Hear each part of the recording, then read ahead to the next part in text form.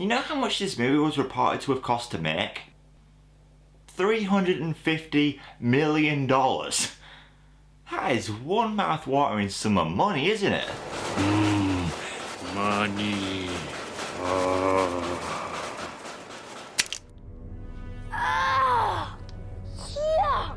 Now, to put things into perspective for you, that production cost makes Spider-Man 3 the most expensive movie ever made. Well, okay, I should clarify. How much Spidey 3 cost to make is up for debate. A quick look on Wikipedia will tell you that films like Tangled and the third Pirates of the Caribbean film had higher production costs, with Spider-Man 3's official cost coming to $258 million. But the $350 million figure is what industry insiders purport what the film's budget must have come to. They say this because, for its time, the CGI in Spider-Man 3 was pretty damn revolutionary, and thus cost a pretty penny to put into practice. And permission for shooting in New York City was said to cost the filmmakers, wait for it,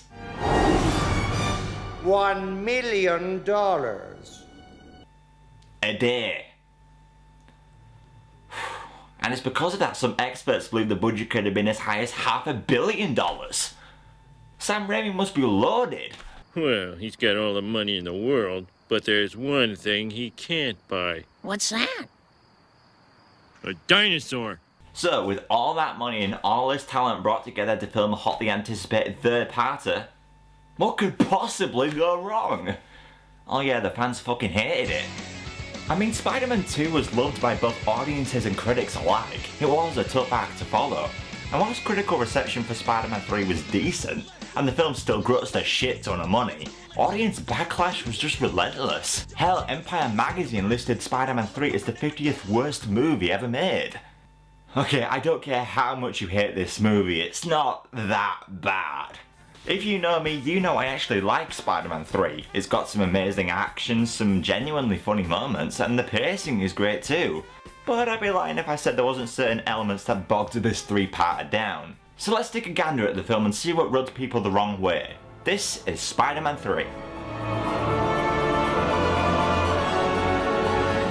So the third movie begins with, once again, a monologue from your friendly neighbourhood Avengers reject. And, as it turns out, Pete's doing pretty well. He's getting a class, he's financially stable, and everyone thinks Spider-Man is the new messiah. Life is good. From the form of this matrix, we can see... Miss Stacy? That only the m=0 quantum states are affected. No. Sorry, love, you can't pull off that dialogue and honestly sound like you know what you're talking about.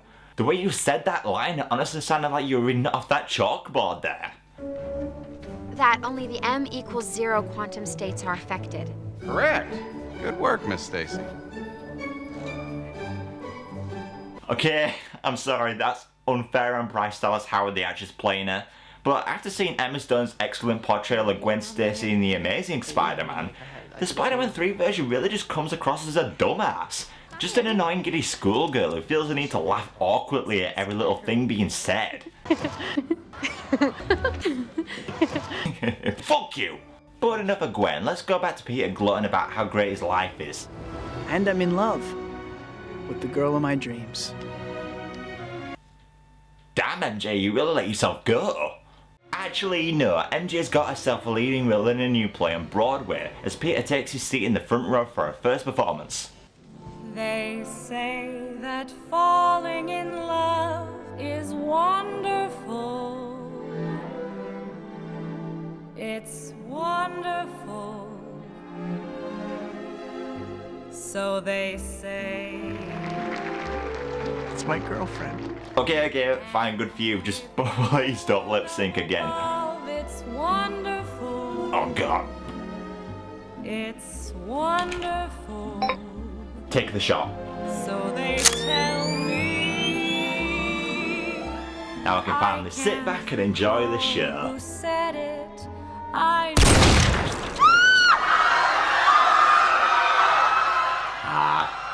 Look at them run. So MJ finishes her 1.5 minute performance, so her and Peter head to Central Park Pusher for a romantic night out. Whilst there, a mysterious black substance falls out of the sky and attaches itself to Peter's bike. What's that you say? What is the black goo? Where did it come from? Why did it fall to Earth in such a coincidental manner? Fuck if I know, it's never explained. Man, this has to be the laziest plot device in cinematic history. It just falls out of the sky and we're expected to go along with it. You need some sort of explanation as to where it came from. I mean, okay, it literally just happened. Surely they'll give an explanation later on in the movie, right? Right? Yep, never explained. My guess is that they were going to get Jameson's son exposed to it somehow. I hear that's how it went down in other forms of Spider-Man media. But Sam Raimi definitely seemed more keen to have other villains on show instead.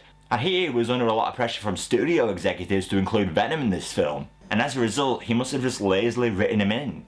If that's the case, it kind of makes you wonder how the writing process went for this scene. So Peter and MJ start bonking in Central Park when the symbiote falls out of the sky. It fell out of the sky because...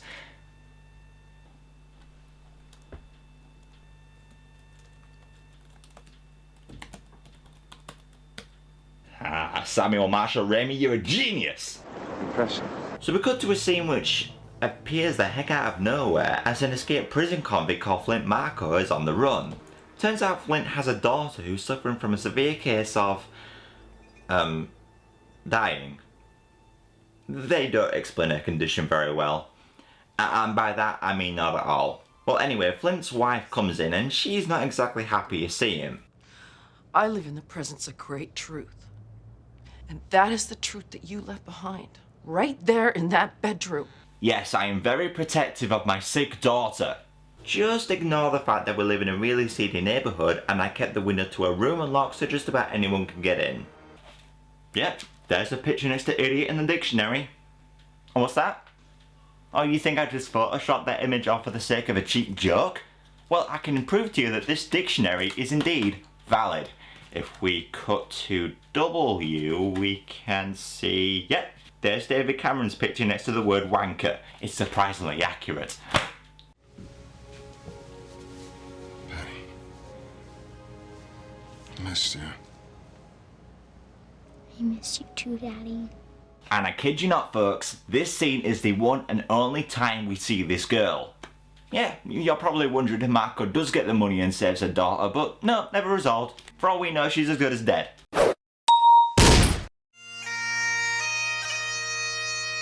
Of all the souls I have encountered in my travels, hers was the most forgettable.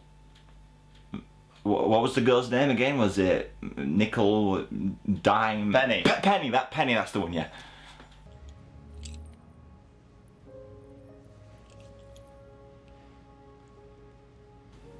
Ah, thank you, Penny. Hey, I got you something too, actually. They call it an organ donor card. Have a feeling it'll come in handy very soon. So Flint goes off to get the money to cure Penny as we cut to Peter paying a visit to Aunt May. At night. Strange time to visit an OAP. She should be asleep by this hour. Well, at least he's not talking about MJ again. It's MJ. It's okay, mate. Go back to sleep. Oh, fucking hell. I'm gonna ask her to marry me. Oh, Peter. Oh.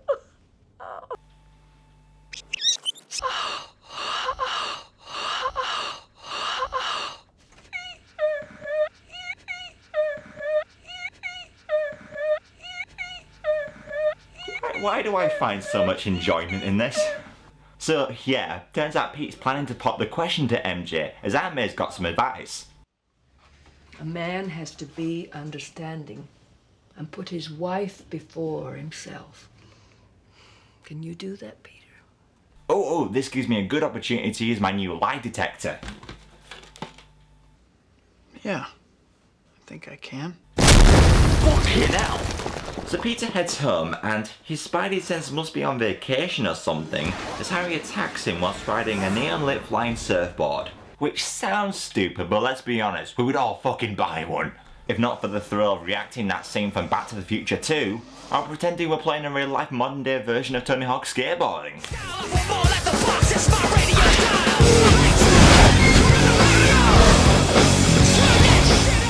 So we get a pretty damn good chase scene between Peter and Harry as Pete gets the upper hand. Oh. And after after what really should have crushed his head, Peter heads down and takes him to the hospital. Meanwhile, we'll cut back to Flint, who's garnered some unwanted attention from the cops. So he flees into some kind of testing facility, only to get trapped in some kind of scientific experiment. But this scene raises a few questions. Firstly, why the hell is this facility so easy to get into? Flint climbs like one fence and he's in.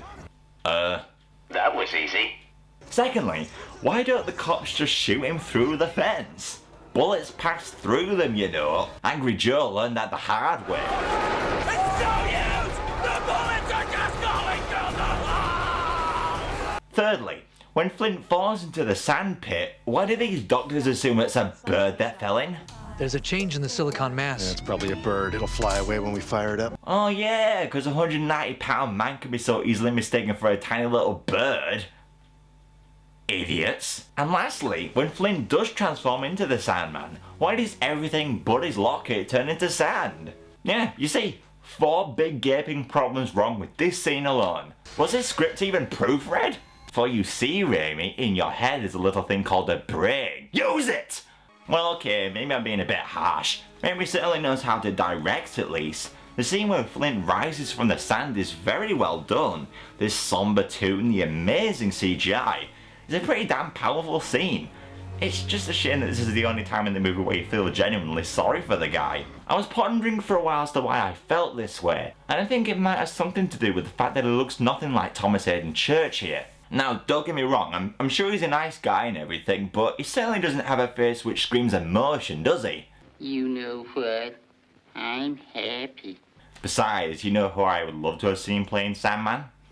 Anakin Skywalker. Why? I don't like sand. That'd be so fucking funny. So yeah, we cut back to Peter at the hospital as he's waiting for news on Harry. How is he? He's gotta be okay. But there's been some memory impairment, particularly short-term memory. Oh god, you're not. Right now, he can't remember the accident or anything that happened to him recently. You're not seriously going down the amnesia route, are you? I don't remember much of anything. Oh, fuck donkeys! You're actually using what is quite possibly the cheapest plot thread that exists in cinematic history? You don't do that, you hairy dickweeds!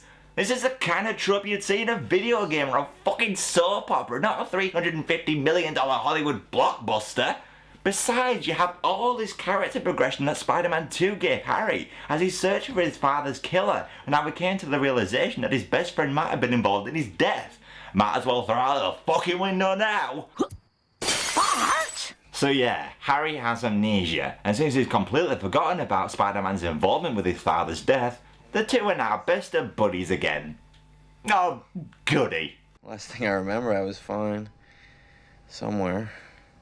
You're still fine. We love you, Harry. Why am I reminded of another film here? Can't quite put your finger on what movie I'm talking about? Maybe this'll help. It feels like somehow I've been gone for a really long time. Now I'm back home. Home. And you're all here.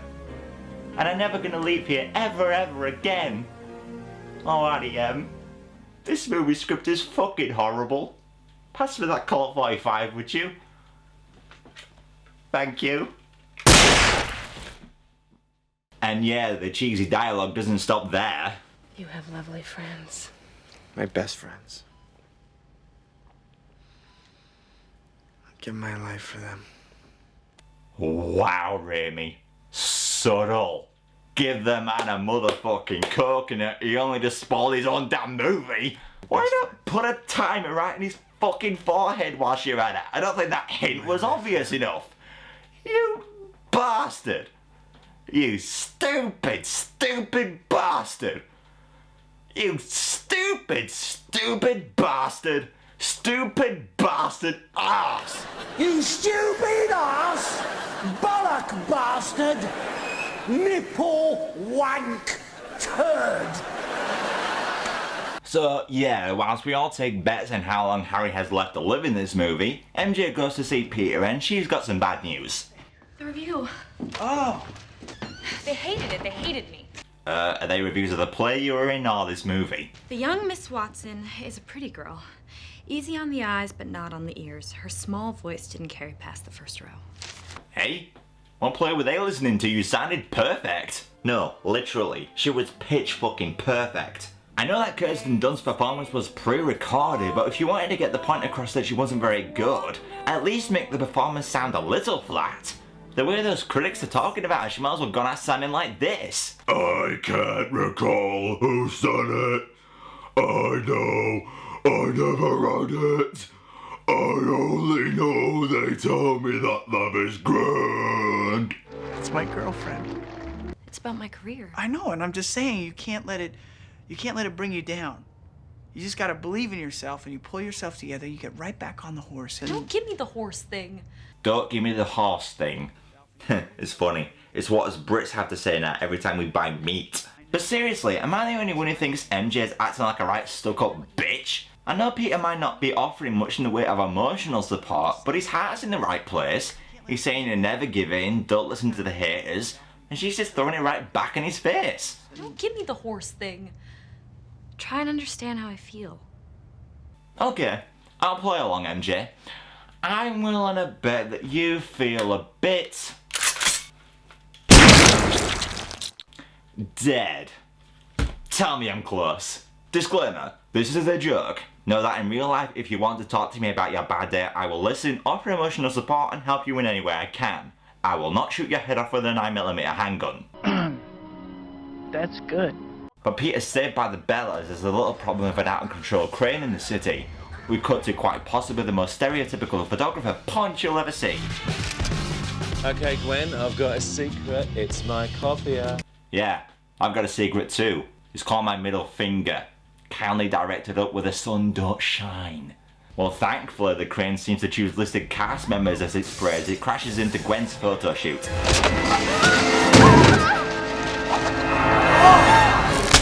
Sorry, you've been disconnected.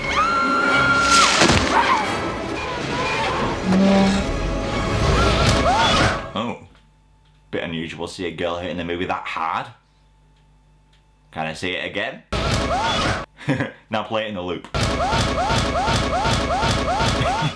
God, I'm going to hell. Disclaimer, I'm playing a character. I'm a big advocate of women's rights and I have nothing but respect for the ladies. I do not get off watching women repeatedly get hit in the face with an office desk. He's just a great big jerk. But Spidey arrives just in time to make a daring rescue in a pretty damn awesome sequence of Spidey dodging the debris to catch Gwen. Thank God you're okay. Daddy! Hey, I'm the new guy. New guy? Now on, I am going to be taking shots at you for the bugle. So yeah, playing Eddie Brock in this movie is one tough of grace. Now, this is a very strange casting decision, but then again, everyone said the same thing about Heath Ledger as the Joker, so I'm keeping an open mind on this. He might just surprise me. He's busy. Oh, no, I'm just here to talk to you, beautiful. I changed my mind. He's spawn of Satan. What's that smell? That's a little something called Nice and Easy. You're using a lady's hair dye product? What's on you? It's called Go Away. Oh wow, what a coincidence, I'm wearing that too. Kindly fuck off. So Peter arrives shortly after as Jameson decides to use Eddie's photo of Spidey instead. Congratulations, son. We'll use your shot. I'll pay you $50. All right, JJ, I'm your man. I know more about what makes a good picture than any photographer in this town. See, photography, it's not just about, no offense, flagpoles, whatever. It's about lighting, composition, drama. Yeah, and just 2 days ago, I found that taking off the lens cap helps immensely. I want the public to see Spider-Man for the two-bit criminal he really is. He's a fake. He's full of stickum. Catch him in the act. Spider-Man with his hand in a cookie jar. You know, Jameson is confusing me here. He wants to portray Spider-Man as a villain, yet he just paid $50 to publish a picture of him saving a woman's life. What's his bloody headline gonna be? Spider-Man saves lives, thus solely responsible for overpopulation? That bastard. I'm on it, boss. So yeah, Eddie and Peter are sent off to get a photo of Spidey doing an evil deed. Well, I don't know about an evil deed, but this photo would not help his public image at all. Well anyway, we cut to MJ, who's totally been laid off from her job at Broadway. As Peter attends a big celebratory event for Spider-Man. At the same time, Sandman is roaming the streets.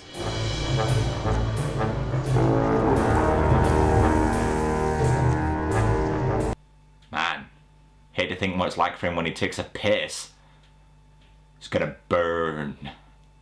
but the police spot Flint as he hangs out in a conveniently placed truck full of sand. Okay, slow and easy does it. Don't worry, it's not as if this guy has the ability to make a giant fist out of sand that will send me flying several feet into the air, most likely breaking my back and leaving me in the hospital for several weeks. That'd just be stupid. So Flint flies off as the ceremony gets underway. Who is it that breaks your fall, puts out the flames, and saves your children? They love me. They love you? I think borderline obsessive would be a better description. Don't believe me? Take a look at this woman.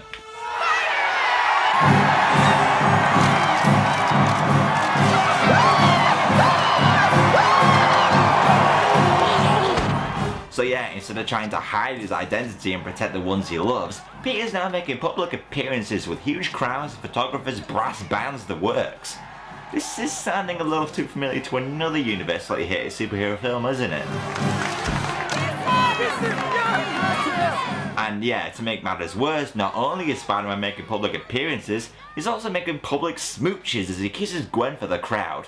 Oh, and not like a peck on the cheek or anything, no, a full-on snog. Right when MJ is watching as well. Peter, unless MJ practices polygamy, I don't think that was a wise move. But Sandman turns up as it looks like he took a wrong turn at Albuquerque, so Peter gives chase.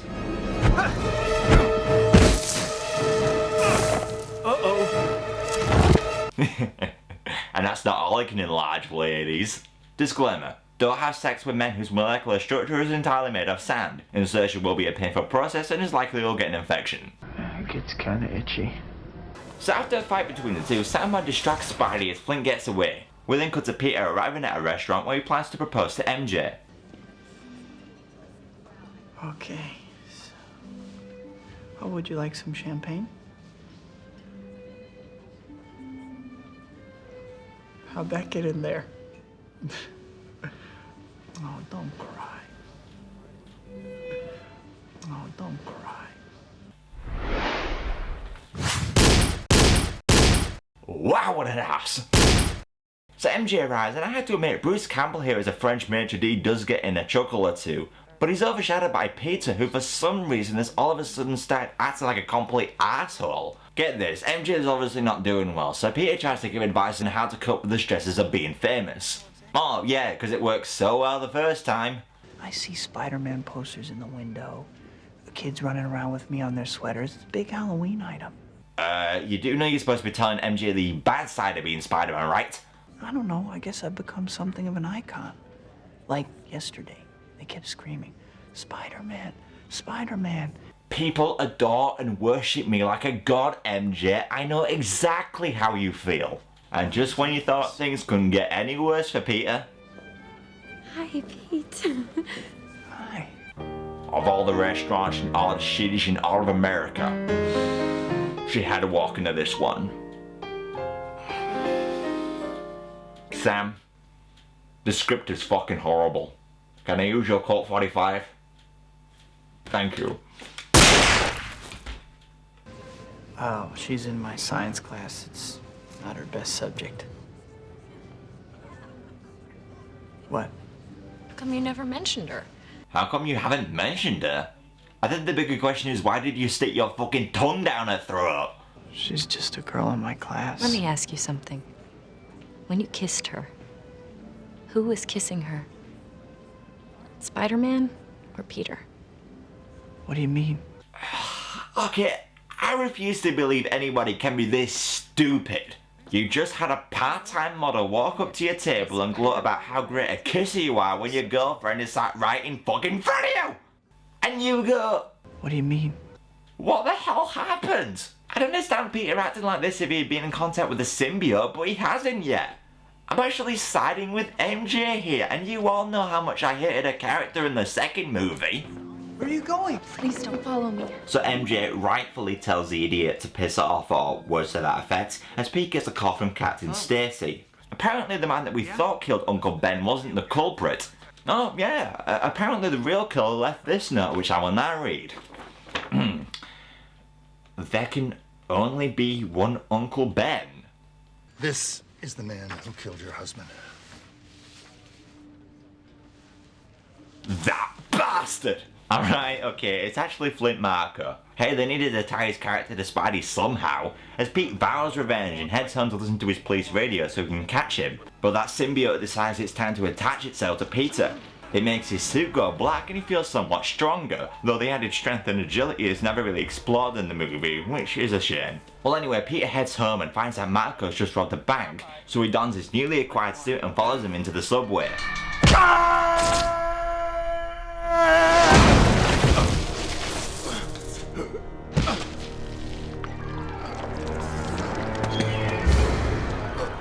Wait, so Sandman's weakness is water?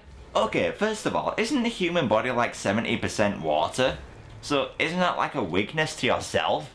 And before you say, well maybe he doesn't have any water left, well he visibly sheds tears in the movie, so that's obviously not right. And secondly, a weakness to water means that you're only going to be useful when it ain't raining. Damn, good thing this movie wasn't set in the UK, I'll be over in 2 minutes.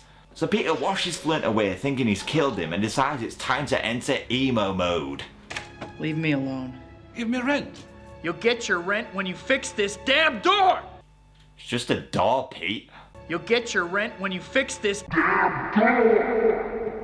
And if those door hinges are squeaky, then may God have mercy on your soul. He is a good boy. He must be in some kind of trouble. Wow. And you know something, I'm pleasantly surprised. I was half expecting Mr. Dickovich to lose his shit there, but he totally surprised me. His character actually has dimension. You have a problem with the phone? No, I was trying to figure out what to say. If it's a woman you're calling, then you say, you're a good woman, I'm good man. Good God, it's so simple. Mr. Dickovich must be like a chick magnet. Tell us more, oh mighty sex lord. In Soviet Russia, girls fuck you. Right. So we cut back to MJ, and because she can't go 2 seconds without a man in her life, she decides to go over to Harry's place to make omelettes and do the twist. Wait, what? Just like this. Come on, little bitch. And do the twist. You know, this really wasn't what I was expecting in a Spider-Man movie. I mean, this is, well, lame. Why would anyone be entertained by watching MJ and Harry do the twist? Get back to the exciting action sequences. If it were for them, I'd struggle on what to choose as highlights. Kinda like how Jeremy Clarkson does in the intro to Top Gear.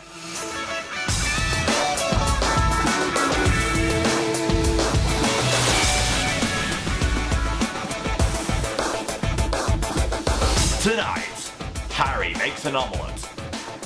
MJ sits on a bench. And Peter wears a jumper.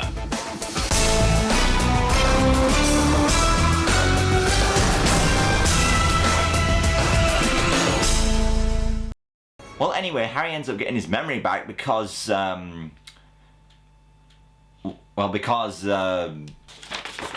yeah, the script says so. You know what you must do. Make him suffer. Make him wish he were dead. First, we attack his heart. We'll get the bastard hooked to McDonald's. His heart won't stand a chance. But hey, that's actually a smarter plan than what Harry comes up with. Instead of just killing Peter, he coerces MJ to break up with him. If she doesn't, then he'll kill him. I have no idea what Harry's plan is here. It's not working. So MJ breaks off with Pete, so he meets up with Harry later in a cafe as they discuss this other guy MJ is now supposedly dating. She was fired and she told you.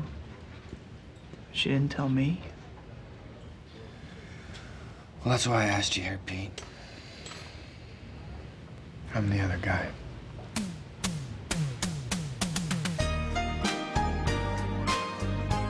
Okay, but seriously, when did Spider-Man 3 turn into a fucking soap opera? Oh wait, that was only when Harry got fucking amnesia! Can I warm you up? Yes, please. How's the pie? So good. Okay, not to be a conspiracy theorist or anything, but remember when I was making a joke about Willem Dafoe's threatening finger lick in the first Spider-Man movie, and how I connected that to KFC's finger licking good slogan? Well, Casey have recently changed that slogan to something else. Hazard a guess as to what that is. So good. I mean, is the Osborn family a generation down from Colonel Sanders or something? Help KFC celebrate 70 years. Get 4 free pieces of original recipe chicken with the purchase of any 10-piece meal or larger. S-O-G-O-O-D good. So good. But Peter digivolves into Emo Man once again and goes to pay Harry a visit. What did you do to her? I did what you failed to do. Oh, the possibilities. Oh, man, this is where I wish I could just employ the cast of Whose Line Is It Anyway to help me with these reviews. This would be a great time to play the quick change game, wouldn't it? What did you do to her? I did what you failed to do. I was there for her. Change. I lasted longer than 30 seconds. Change. I actually made love to her without crying. Change. I didn't have to take 8 Viagra pills to keep her happy. Change. I put it in the right hole. Change. I didn't switch her contraceptive pill with a roofie. Change. When she suggested we spoon her, I didn't open the cutlery drawer. Change. Okay, I can seriously go all day, but I got a review to finish. She knows me very well. And when she kissed me, it was just like she used to kiss me. That taste.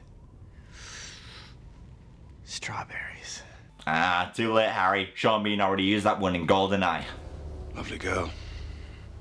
Tastes like strawberries. Besides, I'd have gone for something a bit more obvious. That taste. Lips.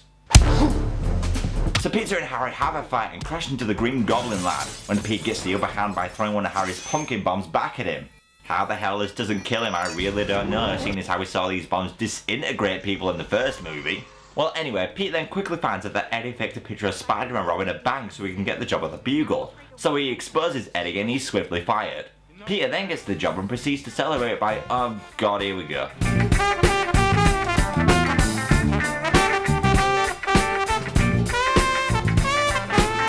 Okay, I can enjoy this scene. Well, honestly, I can, but Peter, you are not cool enough to be using a James Brown track. In fact, I think you're only cool enough for one track and one track only. Never worry about a thing, got the world on a string, 'cause I've got the cure for all of my blues.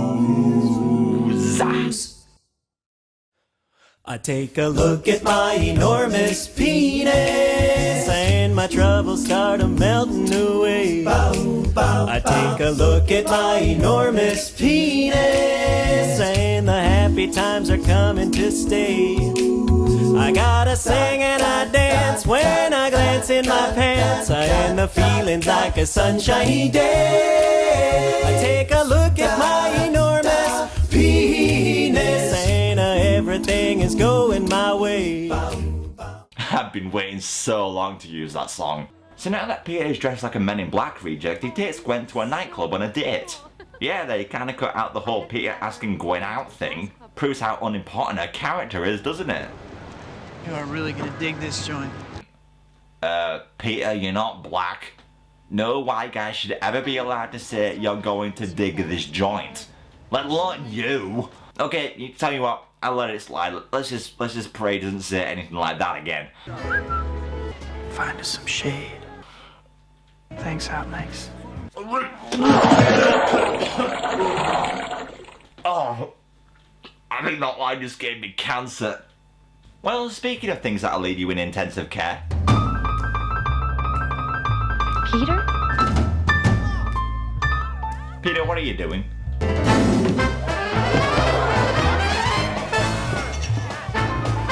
Thanks. Please stop that. Stop. Stop. Stop. Stop. God, could you get any lamer?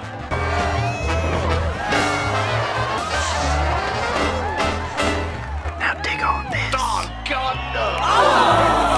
Hold it! What the hell is that shit? Oh, that is disgusting. What's wrong with you? It's a little thing called the script, MJ. The baby we once knew is gone. So in quite possibly the quickest shift of tone I've ever seen in a movie, Peter gets into a fight with the bouncers and ends up hitting MJ. Devastated by what he's just done, he decides to change into his Spidey outfit, climb up on the roof of a church and film his obligatory shot for the trailer. Okay, well whilst Peter's doing this, Eddie coincidentally enters the same church to pray. I come before you today to ask you for one thing.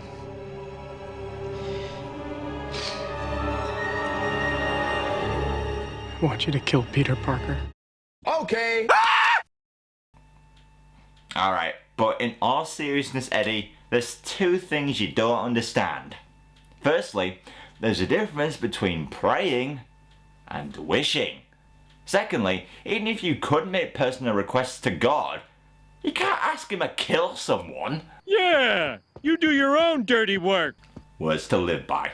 So Peter's had enough of being emo as he rips off his black Spider-Man suit only for the symbiote to make its way onto Eddie as he transforms into Venom at the 1 hour and 44 minute mark. Yeah, I can understand why fans were pissed off about this. So Venom heads out as we quickly see him meet with the Sandman. Oh yeah, I forgot to mention that Flynn just miraculously survived his encounter with Spider-Man. Seriously, how do you kill this guy? He's like the sand version of the T-1000, he seems invincible. Well, anyway, Flynn and Eddie devise a plan to bait Spider-Man by kidnapping MJ. Real original, guys. So Peter goes to Harry for help and he's rightfully told to fuck off. If I may, sir, I've seen things in this house I've never spoken of. Like that incident with the cup and those two girls? The night your father died, I cleaned his wound. The blade that pierced his body came from his glider. And you chose to only tell Harry this now because? I wanted to fuck with him. Well, yeah, that's the only reason I can come up with. So yeah, we have the common complaint here that such a minor character is revealing such a big plot point to one of the main characters. And I agree, this is practically the definition of a Deus Ex Machina. Kinda sad really that this is what this actor John Paxton is most famous for. You know that's Bill Paxton's dad playing Bernard. Oh well, he'll have been alright. Just take a look at what his son had to say in a movie once. I got a little dick, it's pathetic. If his ego could recover after that, I'm sure his dad will have been fine. So we cut back to Peter as he arrives in all fuck yeah American glory to save MJ. And now rise for the American national anthem. America, fuck yeah! Come out again to save the motherfucking day, yeah, America, fuck yeah! Hey, Parker. My God, Eddie. Ooh, my spider sense is tingling. If you know what I'm talking about.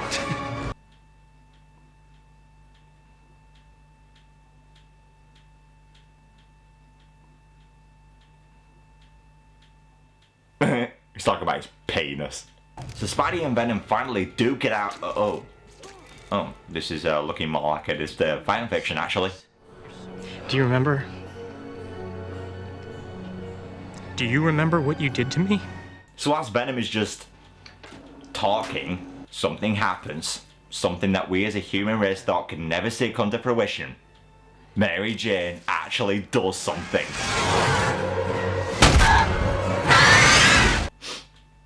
Just to think, if there was another trilogy of Sam Raimi films, she'd have been able to go throughout the whole series and only need saving 5 times.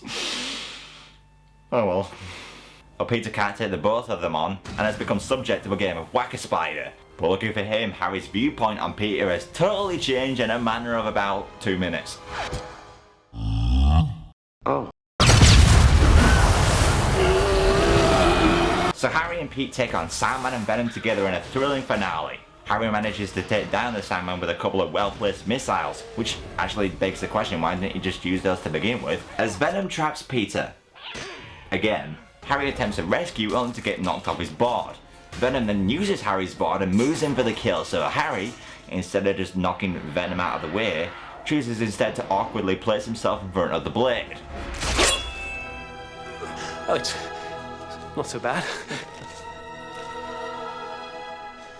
I was wrong. Fucking hell! He could cause nuclear explosions with that voice.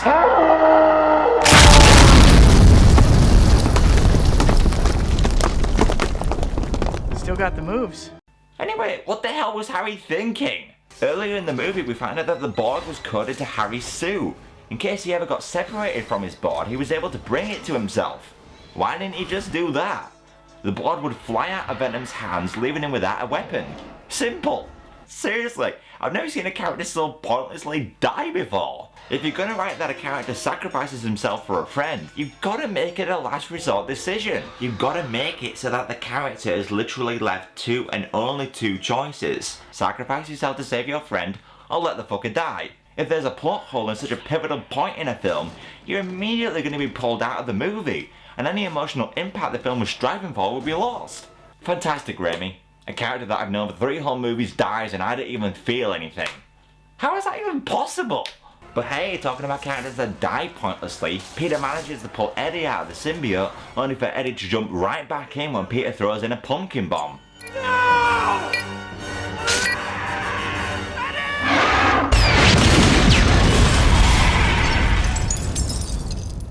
What's with all these characters committing suicide? In fact, have you ever noticed all Spider-Man villains that do die end up killing themselves? Yeah, I'm not making that shit up. That robber Peter was after tripped and killed himself, Green Goblin got impaled by his own glider, Doc Ock pulled down the submachine and ended up drowning himself in the process, and then you got these two bozos. Damn, forget about Electro needing a source of electricity in the new film, what he needs is the number for the fucking suicide hotline. Everybody needs help sometimes, Peter. My daughter was dying. I needed money. So yeah, Flint tells Peter what happened on the night of Uncle Ben's death and Harry was involved. Then I saw my partner running over with the cash. And the gun was in my hand. Oh, come on, Peter. Nobody has a trigger finger that itchy. He's obviously lying to cover his ass. Just 5 minutes ago, he was trying to kill you. You're surely not gonna forgive him, are you? I forgive you. Oh, you goddamn pile of spider spunk! What? And now you're letting him go? He hasn't even cured his daughter yet. He's just gonna go rob some more fucking banks. He doesn't know how else to get the money. Spidey, the police are gonna arrest you for aiding and abetting. No wonder there's no Spider-Man 4. Your ass is behind bars. Don't drop the soap, big homie. Yeah, Spidey's sense is gonna be tingling a lot more than usual now, isn't it? That's disgusting. And yeah, whilst Peter was having a nazi with Flint, guess who's bleeding out and dying? Yeah, kinda forgot for a second there, didn't you? Hey, pal. How you doing? I'm dying, you fool!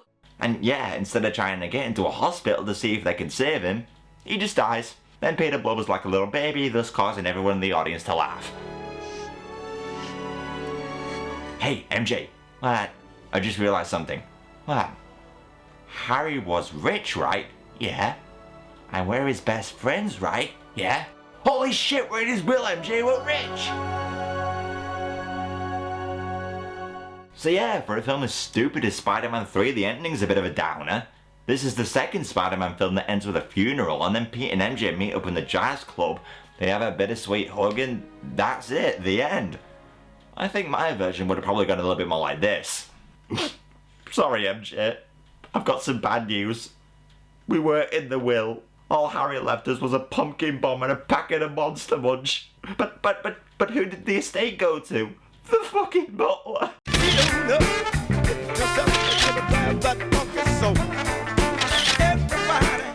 So there's Spider-Man 3. Now, in hindsight, I have to say that this is probably the weakest film out of the 3. But I only say that because I've spent so much time analysing it. Because on first viewing, I remember watching this movie in the cinema, and I was glued to my seat. I remember not wanting the movie to end. That's how much I enjoyed it. By far the best aspect of this film is the action. Spidey 3 really took it to the next level. The CGI got better, and the fact there were 3 villains made each action scene feel very distinctive. Now the downside, of course, with having so many villains is that the film feels quite cluttered. 2 villains I think would have sufficed. And whilst I thought Thomas Hayden Church was great as the Sandman, I don't think he was needed. His story arc feels quite separate from what was going on because he didn't really relate at all to the main characters. He was just some guy. He didn't know Peter Parker, all he knew was Spider-Man. His introduction scene just pops out of nowhere, and the way he was written in to relate to Peter meant rewriting what was set in stone in the first movie. We do get some character motivation with him because of his sick daughter, but this is never resolved. We never see Flint get enough money to cure her. By the end of the movie, Spidey forgives him, he fucks off and probably goes off to steal more money from some more banks. His story just felt incomplete because more time had to be spent on other characters, hence why it would have been better to save him for another movie. And then we have quite a big problem with the script. Many characters do things that don't make sense, some of the dialogue is horrendous, and half the time the film feels more like a parody of a Spider-Man movie than a legitimate one.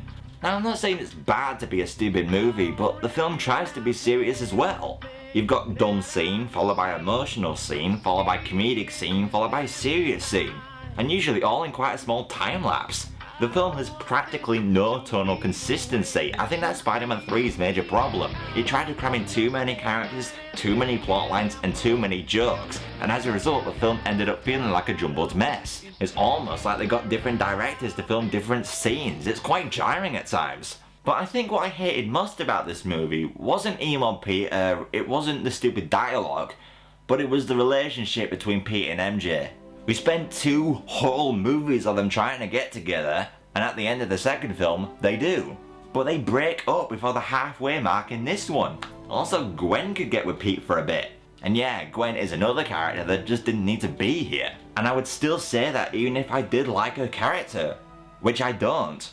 Gwen is just another damsel in distress with no dimension or anything likable about her. In fact, have you ever noticed that all 3 major female characters have needed to be saved at least once in this trilogy?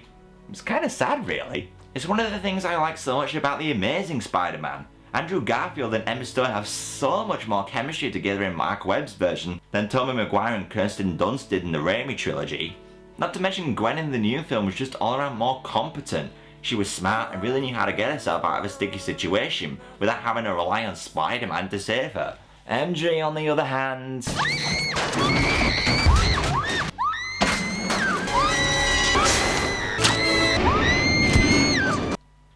was just plain annoying. But that's not to say Spider-Man 3 is all bad. It does have things going for it other than the action scenes. Rosemary Harris's Aunt May is and always has been brilliant, for example. I don't think I've given her enough credit yet. She's so likeable and caring, and to me, she is Aunt May. J.K. Simmons is also fantastic once again, though he doesn't get as much to do here. But I love the scene where Miss Brandt reminds him to take his pills. I think this scene is hilarious. And I know a lot of you are gonna kill me, but I'd be lying if I said I didn't enjoy emo Pete strut his stuff down the street. It's just one of those things you just have to laugh at. Though I draw the line at the dance scene, this was a step too far. The film had its goofy moment, it didn't need a second, and to many this scene was just insult to injury. This scene alone practically ruined the film for many, and I can see why. I think someone should edit Spider-Man 3 and get rid of this scene. I actually know just the guy for the job.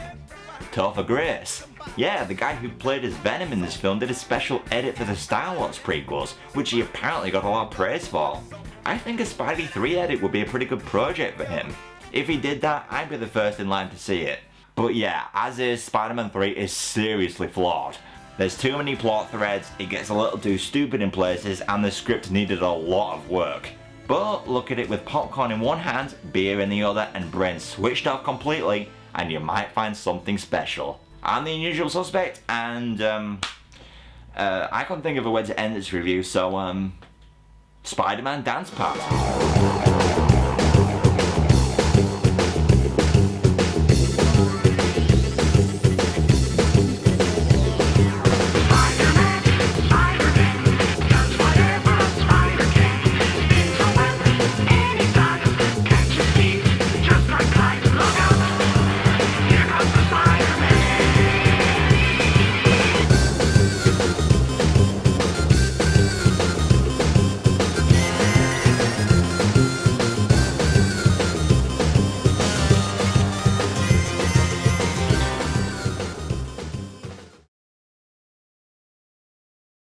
Hope you'll make it very special for Mary Jane. Do something she'll never forget. Like dumping at the altar, for example.